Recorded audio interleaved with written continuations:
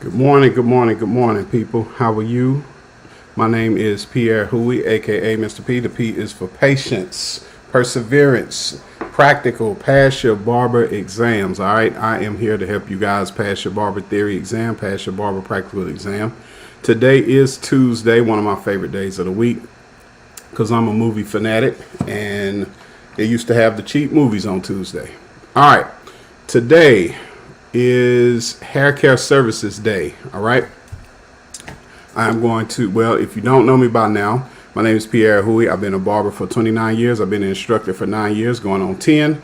And basically what I do is help people pass their Barber Theory exams. I help them study. I help them develop more of an understanding of what is on the test. Okay.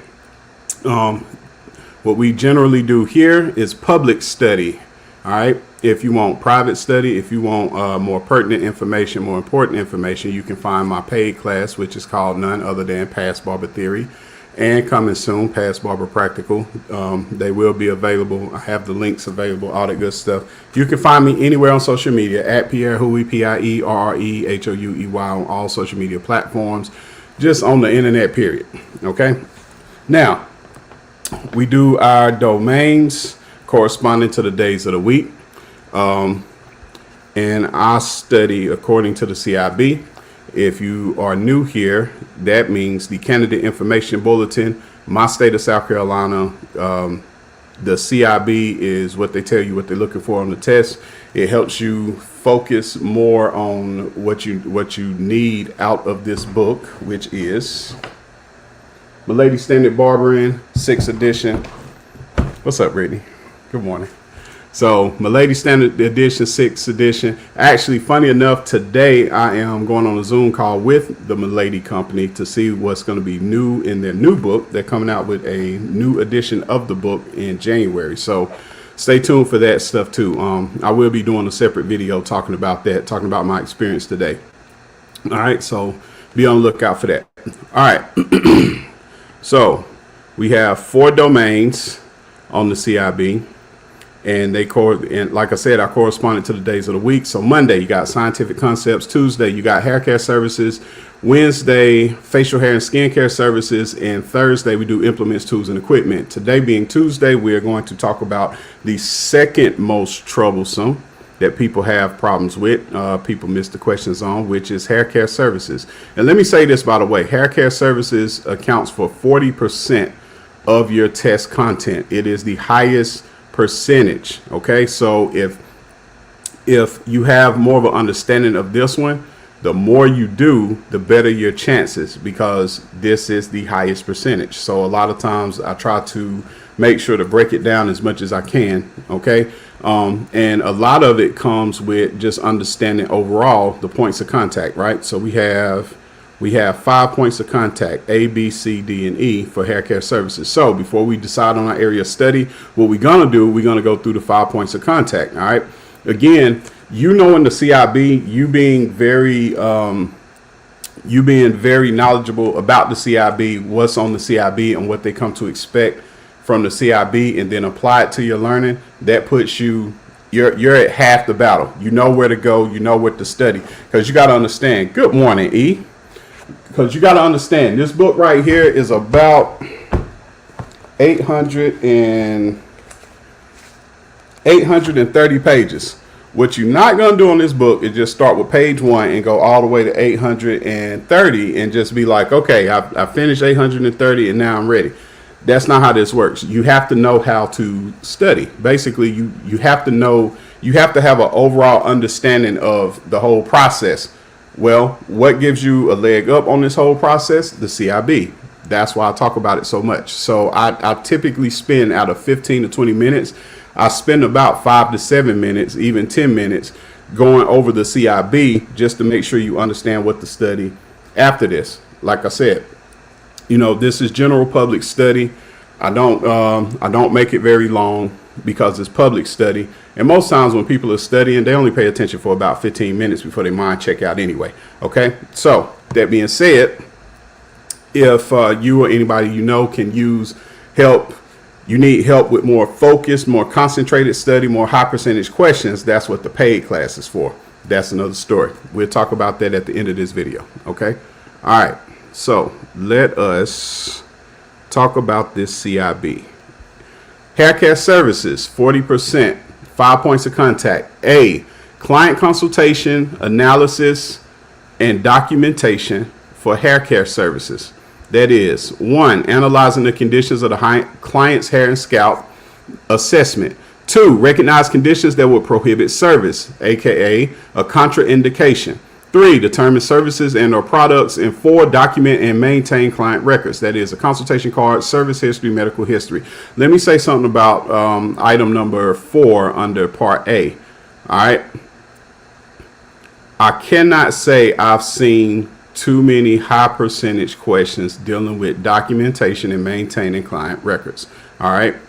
But that being said, that is pretty much a common sense question. That is a common sense idea and concept. All right. Documentation and maintaining client records just means when the client comes in, you take record of everything about them, what type of hair texture they have, what type of haircuts they get.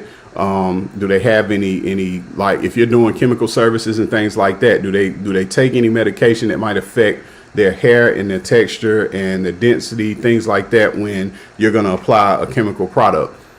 That's what client records are for. So you know that. Do they have any allergies? Do they have any aversions to any of the chemical products? All right. B, hair care. 1, 2, and 3 is applying knowledge and principles and procedures for, number 1, draping, shampooing, conditioning, scalp treatments, and scalp massage. All right. So draping is for chemical services, shampoo services, hair cutting services. All right. Self-explanatory. 2, apply knowledge of principles and procedures for shampooing and conditioning. All right. That gets a little bit more involved, but not too much. It's about the same. All right. 3, apply principles and procedures for scalp treatments and scalp massage manipulation. Now that requires a little bit more study, meaning we got to break it down a little bit more because we got to understand what the movements are. We got to understand what the principles and the practices are. Okay. For both scalp treatments and scalp massage manipulation. So those are 2 different things, and they have 2 different processes, and they have 2 different fields of information that surrounds them. Okay. 3, or C, hair design. Apply knowledge of principles, procedures, and safety of hair cutting, as in shaping, outlining, neck shave. Now, something that this points to off the bat, they consider in this book. We're not talking in our normal practice of the barbershop. We are talking about in this book. All right. When you take this test, you are trying to give them what they are looking for, not what you are looking for. And what I mean by that is if shaping and outlining are the same thing to you because you are a barber that do shape ups all day long, that doesn't matter. What matters is what do they define it as in the book, because that's what's going to be on the test. All right. The sooner you realize that idea, you've just made your chances go even higher. All right. Okay. So shaping, outlining, and a neck shave. 2, apply knowledge of principles, procedures, and safety of hairstyling. A, wet styling. B, blow dry styling. C, thermal styling. And D, natural hairstyling. All right. Meaning you need to know the difference between them. And then you need to know what the principles, procedures, and safety of all 4 of those are. They are different. You're going to have different processes when you're doing wet styling than when you're doing blow dry styling. You're going to have different processes when you're applying heat in thermal styling versus natural hair styling, which is braiding and locks. There are different principles, procedures, and safety. All right. And then 3C is apply knowledge of hair enhancement options. And again, so they're talking things like toupees and things like that, or, doing like what they call it, hair transplants and microdermabrasion and things like that. But let me say this again, I haven't seen any high percentage about applying knowledge of hair enhancement options. It does not hurt to know it. It is something that can be an educated guess. It still helps to know, but I haven't seen it often. Like, matter of fact, if I ask my last 25 test takers, like, did you see any questions about applying knowledge of hair enhancement options? The answer would unanimously be no. All right. D, apply knowledge of prep, procedures, and safety for head shaving. Okay. This is different than knowing shaving. Knowing shaving is you do the strokes, you need your razor like this, you use this type of razor, honing the razor, getting the blade sharp, all of that stuff, doing the lather, the circular motions, etc., etc., etc. That is the actual practice of shaving. This is the preparation, the procedures, and the safety for that. Two different fields. You got to know this.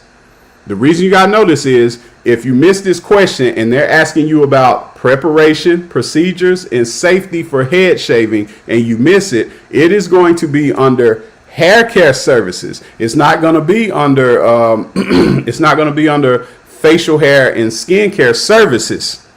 We're not talking about services. So when you look at your score report, like say if you failed and they give you a score report, they only give you the domains what you missed. They don't say, all right, part D, apply knowledge of preparation, procedures, and safety for head shaving. You missed this one within this specific point. They don't tell you all that. All they say is the 4 domains, scientific concepts, you missed this many, hair care services, you missed this many, facial hair and skin care services, you missed this many, implements, tools, and equipment, you missed this many. And you be like, all right, within that, what did I miss? They're not going to tell you. Guess what they're going to tell you? You got to study all this shit all over again. So if you missed 10 in scientific concepts, they're not going to say, all right, well, you missed this one in chemistry, you missed this one in electricity, you missed this one over here, you missed this one anatomy and physiology. They ain't going to say all that. They're going to say study scientific concepts all over again. So their thinking is you should be looking at this CIB that I got pictured. All my TikTokers, you just gonna have to listen in. Matter of fact, if y'all get a chance, join my YouTube channel and you can see the CIB and the things that I'm talking about. Okay. All right. So that's why I stress the CIB so much. So you have a fighting chance to pinpoint what you might have missed, because again, preparation, procedures, and safety for these processes are different than the actual service.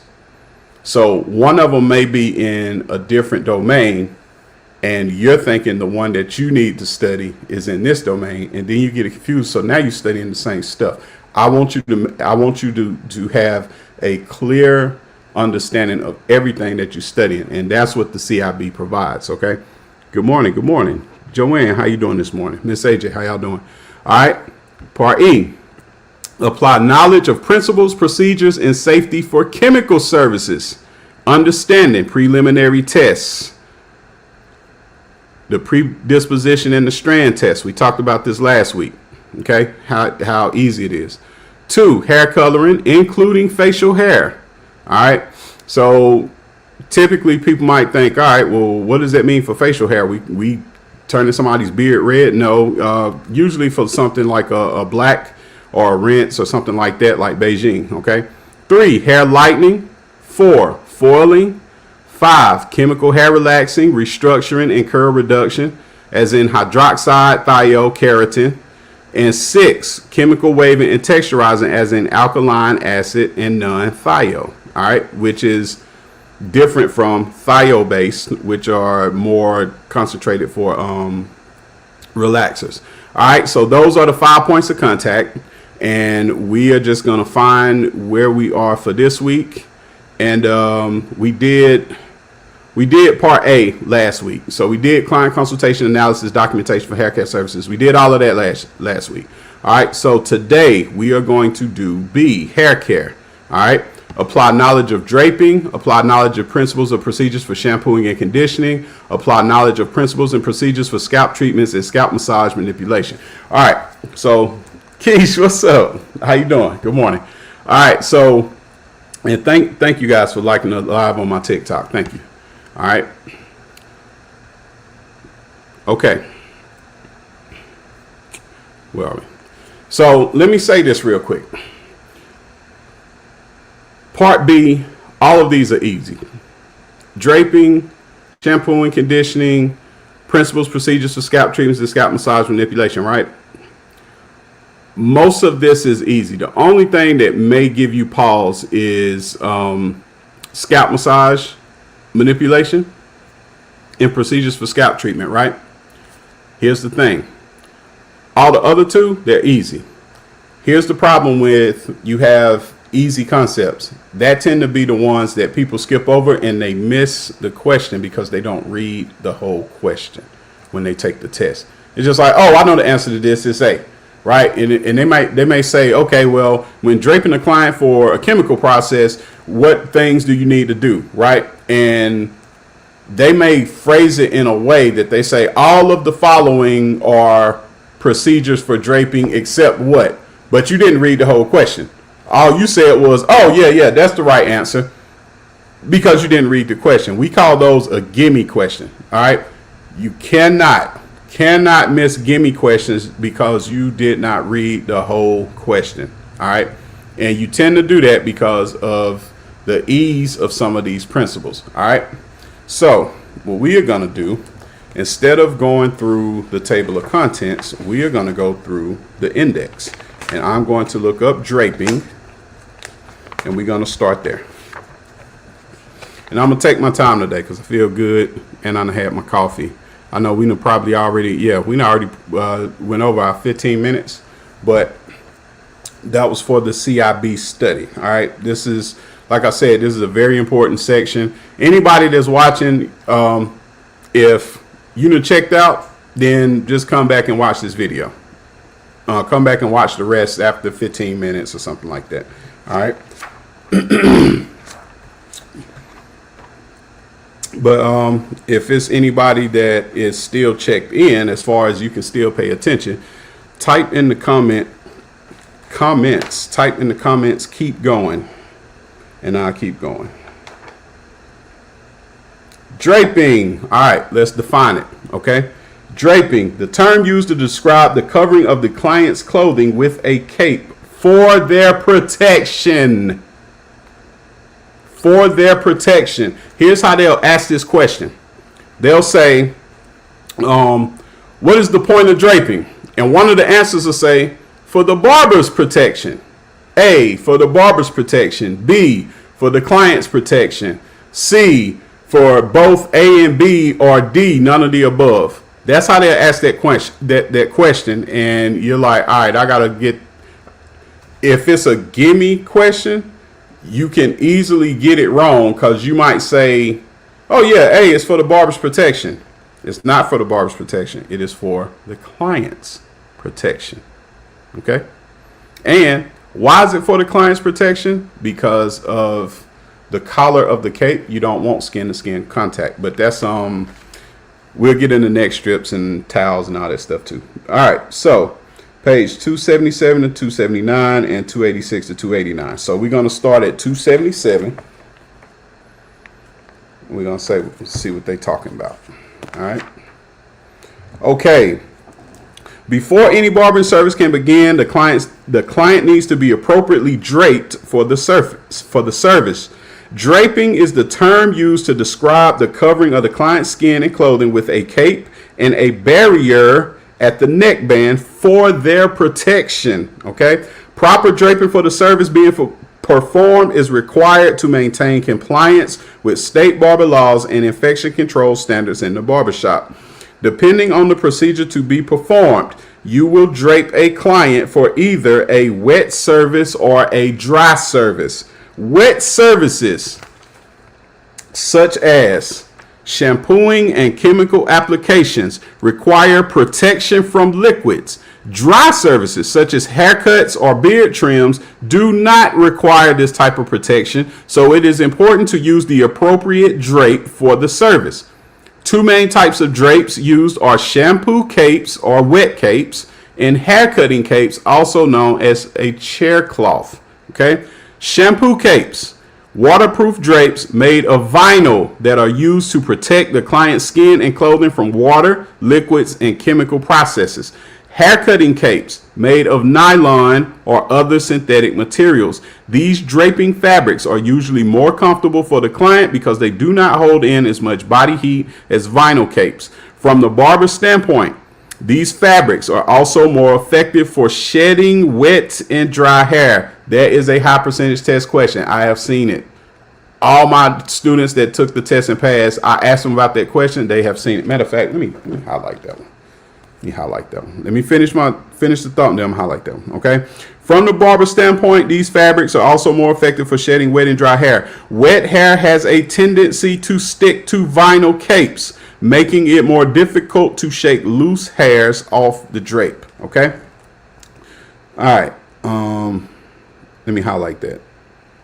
From the barber standpoint, these fabrics are also more effective for shedding wet and dry hair. Now, before we talk about draping methods, funny how this bleeds into hair design. So just off of us talking about draping for chemical shampoo and hair cutting, we also went into talking about principles, procedures, and safety of hair styling for wet styling and blow dry styling, right? Because, well, all of the styling, because you have to be properly draped for whatever service that you're doing. All right. If you are doing wet styling, let me highlight this. If you are doing wet styling, what type of drape do you need? You need one that's suitable for the hair being wet. Why? Because from the barber standpoint, these fabrics, such as nylon or other synthetic materials, are more effective for shedding wet and dry hair. Do you see how some of this, when you looking at the CIB and you're identifying what they're looking for, a lot of these concepts tend to bleed together. So that's a good thing to know about the CIB, and that's a good thing to know when you are actually studying this stuff, because some concepts over here will end up over here as well. Just like chemistry, a lot of the chemistry, knowing the chemistry from the basic chemistry from the chemistry chapter, it tends to bleed into hair coloring, it tends to bleed into chemical texture, etc., etc., etc. All right, but you wouldn't know that if you didn't take the steps to look at the CIB and just say, all right, I need to study this, versus you just looking in the book and just being like, oh yeah, well, I'm just going to look in the book chronologically. You're not going to remember all this stuff. By the time you get to some of these other chapters, you're not going to remember all this stuff. So their thing is, we want you to understand the principles behind it. When you understand the principles, we can ask the question in 2, 3, 4 different ways and you still get the right answer. And guess what? When you take the test, when you take the Barber Theory test, that's how you are going to see, especially for Master Haircare. Some of these questions, you're going to be like, all right, they just asked me 5 different times about a chemistry question and I got them all right. Okay. I want you to get them all right because you got knowledge of the principles, procedures, and safety. All right. Now, let's keep going. We're still talking about draping, all right? The method of draping to be used depends on the service to be performed. There are several draping methods used in the barbershop. All of them require the use of a barrier. What is a barrier? It is either a towel or a neck strip that goes around the neck, okay? Between the client's neck and the neckband of the cape. The barriers used are listed below. Shampoo service. A cloth towel is positioned under the cape and folded over the neckband once the cape is secured. Another option for the shampoo service is to place a second towel over the cape neckline, secured with a clip to use for blotting the hair after the shampoo procedure. All right, now think about this, y'all. Again, this is how they ask a question. They'll say, which of the following could be used as protection for a shampoo service, right? This is an example of somebody missing a gimme question. Now, the first thing somebody might think that is a barber that don't even do shampoos, which most people taking this test are barbers. What's the first thing we put on? We're going to put on a neck strip. We're going to throw on that collar of the cape. We're going to fasten it or clip it, whatever. and then we ready for services, right? So naturally, if they ask this question and you think it's a gimme question and they say, all right, what's the proper barrier to use for a shampoo service? This is a wet service where you're using water.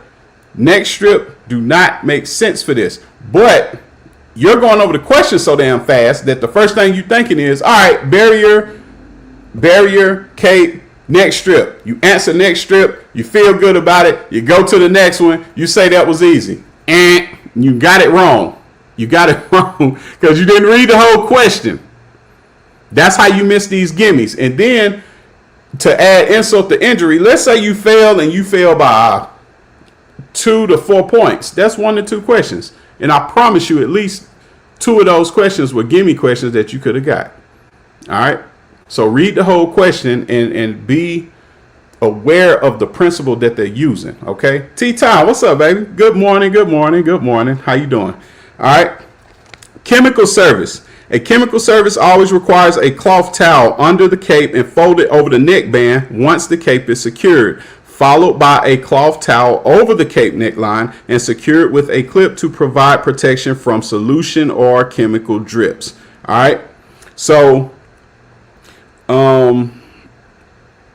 the chemical service, you definitely are you're using 2 towels, but the second towel you are folding over. All right. Part, what's up, bro?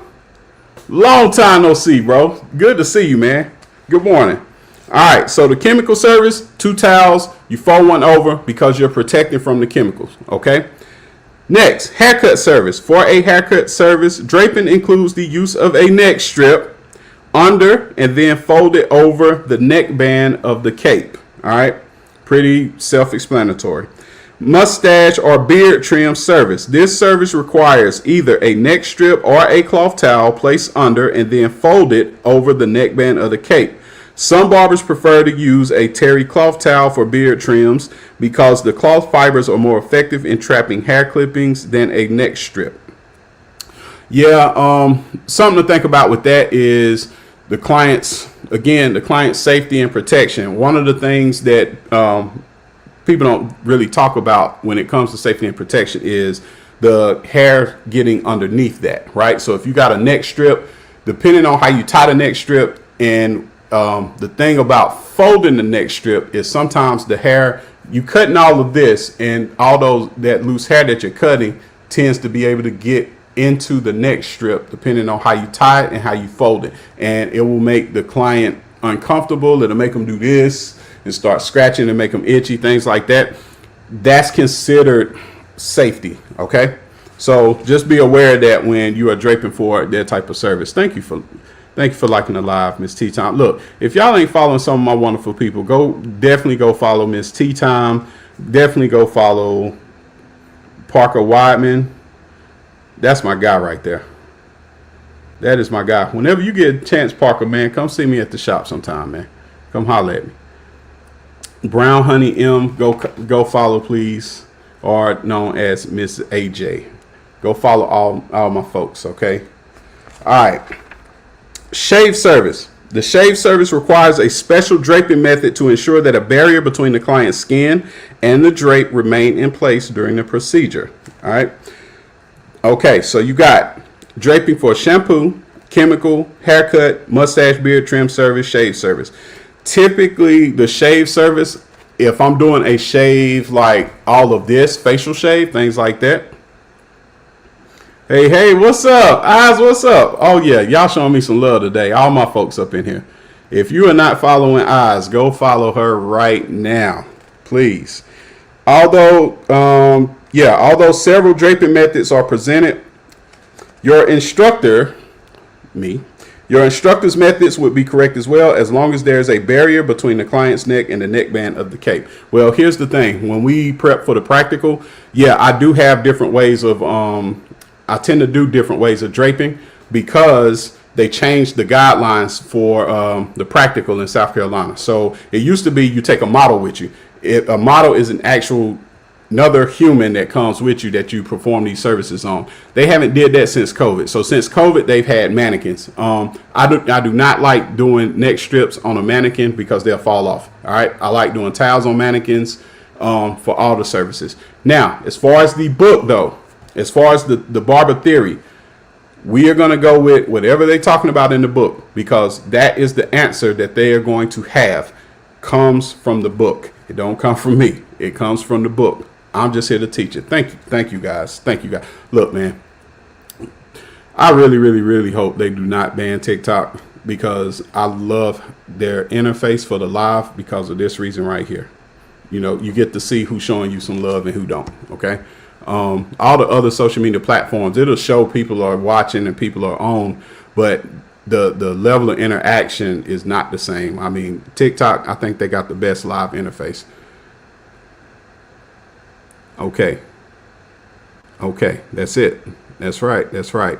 Renegades RDO2. Facts. All facts. All right. Let's keep going. All right. Here are some important guidelines for draping. Prepare the materials and supplies for the service. Of course, wash your hands. 3. Ask the client to remove jewelry, if any, and store it in a safe place. If any of my female clients are watching, how many times do we go over that? When they sit down, I have to remind people, take your glasses off. If you're the type that's got on glasses or shades, man, you got to take it off. Earrings. If you're doing the shampoo and all this stuff, take the earrings off. It's going to interact with the bowl. You're going to be scraping it on the bowl. It's going to be uncomfortable. I'm telling you. Remove your jewelry, whatever it is that's going to stop that. And as a matter of fact, anybody that's taking the practical, don't even put any jewelry on, by the way. Don't even put any jewelry on. Don't have any watches on, no bracelets, no rings, anything like that. Because it's not necessarily the fact that it's not necessarily the fact that they tell you not to in the CIB. It's just the fact that, let's say if you're doing a technique and that ring, like say you're cutting up here somewhere, like you say I got on my infinity ring, right? If I'm cutting up some right here and I'm doing any technique right here, and this right here scrapes along the skin surface, they're going to dock points for that. Just give me a little game. All right. Turn the client's collar to the side, inside. Turn the client's collar to the inside, if applicable. That's very applicable for some of my more executive, more upscale or business-minded people. They come in, they have the collared shirts. We have to fold it in. Either I'm going to fold it in or I'm going to tell you to fold it in. Okay. All right. And proceed with the appropriate draping method. Okay. Now, let's talk a little bit about shampooing. Yeah, we'll go through. Yeah, we'll go through shampooing, okay, and then we'll stop for the day. But I feel good, y'all. We've been at this 30 minutes now. Put it in the comment. Keep going, and I'll keep going. All right. All right. 2 methods of shampoo. Wait. Let me back up. Basic considerations. All right, because this is what we're talking about. This still goes through principles, procedures, and safety. All right. Now this starts to go to even more of the CIB for Part D. Applied knowledge, preparation, procedures, and safety for head shaving, for chemical services, really for haircut and shampoo and all that good stuff. All right. Lady E said, keep going. I'm gonna keep going. The basic considerations for performing a shampoo service include proper draping, which we just talked about, positioning of the client, sit up, don't cross your legs, please, scalp manipulations to facilitate the shampoo procedure, and proper body positioning of the barber. All right, this preserves our backs. Anybody that's tall, that's a barber, they really know what's going on. I'm short, and if I'm protecting my back from positioning, then I can only imagine somebody that's tall going through it. But I have seen it. All right. Matter of fact, one of my OGs, one of my mentors, he's had over his career, he's been cutting hair 55 years, something like that. Yeah, he's had over his lifetime 4 back surgeries. And one of the reasons being he was always hunched over, either doing shampoo services or when he was doing his hairstyling services and things like that. And he always talks about the proper positioning and all that stuff. So for my mentor, shout out to Albert, shout out to Mike, Albert and Mike. Any of y'all been in Gaffney, y'all know about these gentlemen. They did everything. Hairstyling, permanent wave, hair cutting, you name it. They be going in up in there. All right. Shout out to Alvin and Mike. All right. So most barbershops equipped with shampoo bowls either within a working booth area or placed in a separate section of the shop. Typically, the barber stands beside the client and the shampoo bowl while performing the shampoo. That's typically. Now, if you are in a shop that they can do this, they have the what we call the central standing units, where you stand behind your client and you can do all of this, which is pretty dope. But that's not most places. But the places that have them, they usually have like marble floors and shit like that. Crispy Life, what's happening? Miss Unique Cuts, good morning, good morning, good morning, Barbara. All right. Some shops are equipped with the European style shampoo. Yeah, that's what I was just saying. European style shampoo bowl, which is a freestanding unit that allows the barber to stand in the back of the client's head. Yeah, those are really dope. I've been to some shops that had the freestanding units, and you can really access every bit of the shampoo process with that one. So I like those. All right. 2 methods used for shampooing and rinsing are the recline and incline methods. The recline method is the most commonly used method. The hydraulic or shampoo chair is reclined and the client's head positioned in the neck rest of the shampoo bowl. This method is favored because it is more comfortable for the client and permits greater speed and efficiency by the barber. That's the typical shampoo that you see. All right. My boy Reese. What's up, Reese? How you doing? Listen, if y'all are not following Olympus Cuts, go follow him right now. Matter of fact, anybody that's got bumps in the back of their head, this is your guy. All right. He is like fucking dermatologist slash physician slash barber slash all that good stuff. Go follow my boy Olympus Cuts. I love what he's doing. He's one of my digital product classmates. Also a Wofford grad. Yes, sir. So go follow my boy Reese at Olympus Cuts. All right. Incline method can be used when a standard shampoo bowl is not available or when the client cannot use the recline method. This method requires the client to bend his head forward over the shampoo bowl or the sink. The client may also sit on a stool or chair positioned close to the sink. I absolutely hate the incline method because it is a fucking mess. MESS, all caps. The water gets all over you. It's going to drip all over your face. It's going to probably get in your eyes, especially if you're the type that don't even like water in your face. You're going to be blinking and shit like this. The incline is you literally sitting over the shampoo bowl and the nozzle is up here somewhere.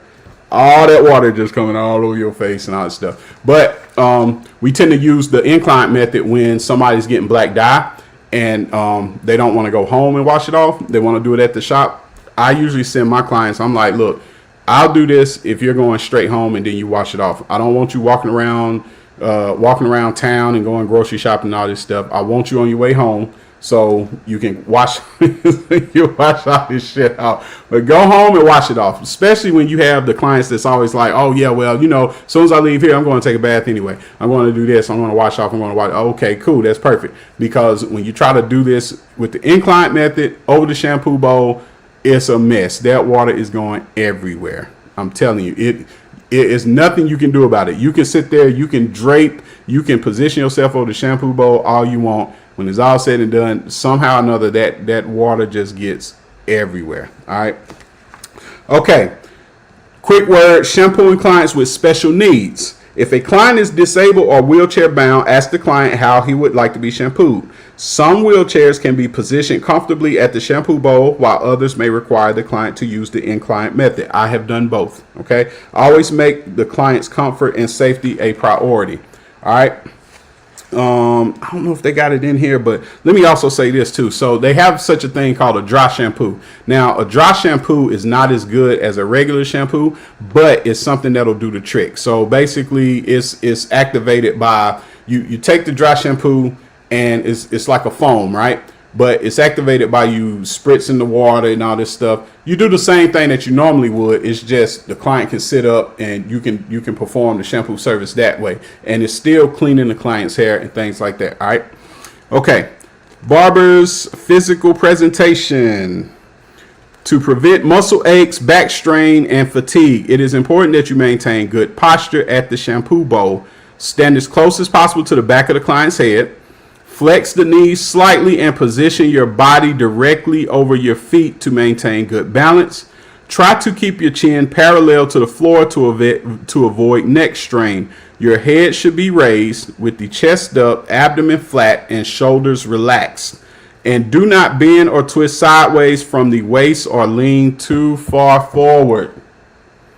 All of these make all the sense in the world. Just consider all of that when you're doing a shampoo. I have leaned too far forward before.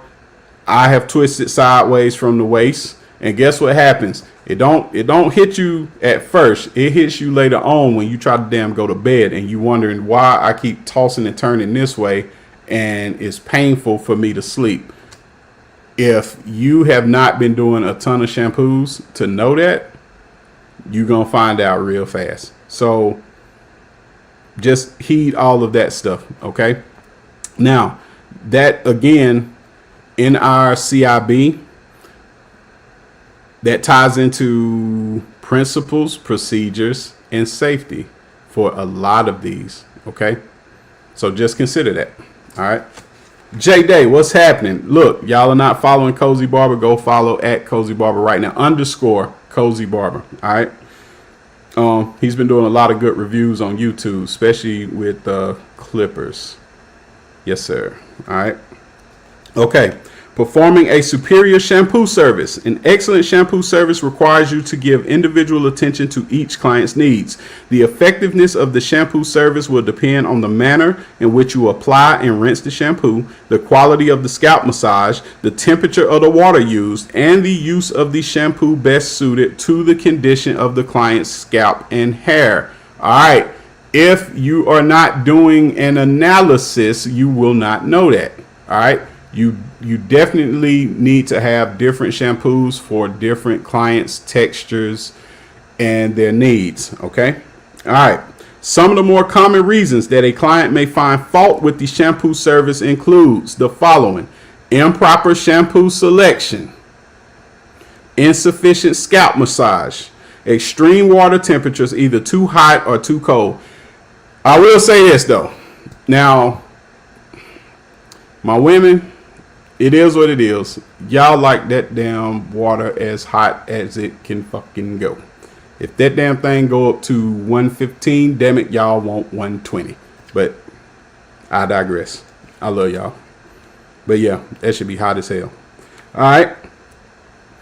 So that one can actually be in reverse, but that's another story. We talking about what the book want. All right. I'm gonna give you what the book want. All right. Shampoo or water that runs onto the client's face, ears, or eyes, wetting or soiling the client's clothing. That one's hard to avoid because you will have clients that will not do what you say. There's a certain positioning that you need to have. You need to make sure you got as much as your neck into the bowl, into the round of the bowl. You need as much of your neck in there, and they won't do that. Or they will sit at a bad position and try to have their neck up so they can look at the fucking TV or something like that. And then next thing you know, you done got their clothing wet. So you have to tell them, all right, this is going to be as bad or as good as how much you position in the bowl according to my standards that I'm telling you. All right. Scraping or scratching the client's scalp with fingernails. Again, a lot of my clients, particularly my female clients, that's exactly what they want. But in the book, these are things that people would find fault with the shampoo service. All right. Improper hair blotting and insufficient cleansing and rinsing. All right. An excellent shampoo service therefore requires preparation and setup, product selection, water temperature testing, shampoo application, and shampoo massage manipulations. Now, another thing about that, also apply that to conditioning too. All right. It's the same thing. The only difference is the products that you're using and the purpose that you're using. But a lot of the procedures are the same. You are putting your towel blotting the hair. You are putting the product on. You're massaging it in. You're rinsing it off. All those same things that they just said about shampoo, consider that for conditioning too. All right. Preparation and setup. What did we just talk about in the CIB? Preparation, principles, procedures, and safety. All right. Apply. Oh, there we go. Apply knowledge of preparation, procedures, and safety. Okay. Following consultation with the client. Preparation is the first step in performing a shampoo service. Assemble all necessary supplies or have them stored in an area convenient to the shampoo bowl. Supplies include cleansing and conditioning products, waterproof drapes, and terry cloth towels. Why are we using waterproof drapes? Because it is a wet service. Would you use a neck strip for this? No, you would not. OG Big Mama. I love that name. Good morning. Good morning. All right. Analysis, product selection. It's essential that you be knowledgeable about the products you use on your clients. Always read product labels and follow the manufacturer's directions. To determine which product to use, you must first perform a scalp and hair analysis. How many times have I talked to my students? Any of my students watching, how many times have I talked about scalp and hair analysis? When are we doing scalp and hair analysis? As soon as we see that shit. As soon as somebody say, hey, where do you cut at, et cetera, et cetera, et cetera, and you hand your business card off, you hand your flyer off, I'm doing a scalp and hair analysis right then and there. When they sit down, when they walk in the building, I'm doing a scalp analysis. From the time they walk into the building to the time they sit down in my chair, I'm doing a scalp analysis. I'm doing a scalp and hair analysis. From the time they sit down, look, y'all, I even go this far. If there's somebody that's new and things like that, I'll ask them about their social media, because guess what I'm going to do? I'm going to go on social media. I'm going to look at their pictures. I'm going to see if they got any pictures where I can do a scalp and hair analysis. That's how early my process starts. And then, of course, when they get in the chair and I'm brushing their hair or I'm combing the hair, I'm doing a scalp and hair analysis at all times. It don't even matter if they get in the shampoo or not. I'm still doing a hair and scalp analysis. All this that's one of the pillars and foundations of this shit, is a scalp and hair analysis. All right. So 6 characteristics of the scalp and hair that should be considered before choosing products: the condition of the scalp, the condition of the hair density, the hair texture, the hair porosity, and the hair elasticity. Okay. Let's talk about them. Condition of the scalp: dry, oily, normal, and or the presence of abrasions or disorders such as tinea, which is ringworm, or pediculosis capitis. If abrasions or disorders are present, do not proceed with the service. All right. WP, good morning. Condition of the hair: dry, brittle, fragile, oily, normal, or chemically treated. Hair density: thin, medium, thick. Hair texture: fine, average, coarse. Hair porosity: low, average, or high. And hair elasticity: low, which breaks easy, or average, or normal. Now, you probably are familiar with all of these terms, with the exception of hair porosity. But if you was watching yesterday, we defined porosity as the ability of the hair to absorb moisture. All right. With practice and experience, you'll learn the effects of different products on the hair and scalp. For example, moisturizing shampoos are not alkaline enough to cleanse an oily scalp and hair condition. Heavy cuticle coating conditioners can weigh down fine hair, leaving it flat or oily. And dry, coarse hair may require a humectant-rich moisturizing conditioner to increase manageability. Now, a lot of that probably sounded like Spanish to you for now, until we start studying. Like I said, you got to break all of this down, because all of those have a certain type of chemistry to it. But you have to understand the condition of the hair. You have to understand the types of hair. You have to understand the cross sections and the ins and outs of the hair, as in the cuticle, the cortex, the medulla. Once you understand all of that, you can determine the products that you use. So a protein conditioner is different from a regular conditioner. If you have hair that can use more of the protein, which is keratin, then that is a better choice for the services that you're going to provide for people. Now, I want you to consider this as a barber. Most barbers don't even do a shampoo. Most barbers don't even do a conditioner. We should, because we're trying to not only protect your hair, but make your hair healthy so it will grow how it needs to. And another thing about it, you can do the best cuts on clean hair, especially when you clean it right. And on top of that, a lot of clients will be like, oh yeah, well, I washed it at home. Well, my question is, what products did you use? Do you even know the right shampoo to use for your hair? Do you know that there are two types of conditioners? There are conditioners for your hair, and then there are conditioners for your scalp. They're not always the same. Do you use those? You got a lot of clients, they don't even condition their hair. They'll just wash it. And I'll be like, all right, well, I like asking it this way. So what did you use to condition it? That's when they start sounding like a fax machine. You didn't use nothing, did you? You didn't use no conditioner. You need a conditioner too, sir. Yeah. And again, hair and scalp analysis will help you determine what you need for that type of stuff. All right. Small principle. How you doing? Good morning. All right. Where were we? Okay. A little bit more and we're going to be out of here. All right. And again, all this stuff for shampoo is very similar for conditioners. All right. So it's just as important of you finding, well, the principles and the procedures for the shampoo. A lot of that is the same thing for the conditioner. Like I said, we talk about water temperature and things like that, and the procedures and the draping and all that stuff. It applies for the conditioner too. All right. Okay. The water should be comfortably warm for the client. Cold water, in addition to causing discomfort, tends to reduce lathering. Hot water, in addition to burning the client, can cause the scalp to flake or become dry. For my female clients, did y'all hear that? I know y'all don't give a shit, but hear this. Hot water, in addition to burning the client, can cause the scalp to flake or become dry. All right. Warm water is more comfortable and relaxing for the client and reacts favorably during the foaming process. Always test the water temperature before applying it to your client's head. All right. Shampoo application.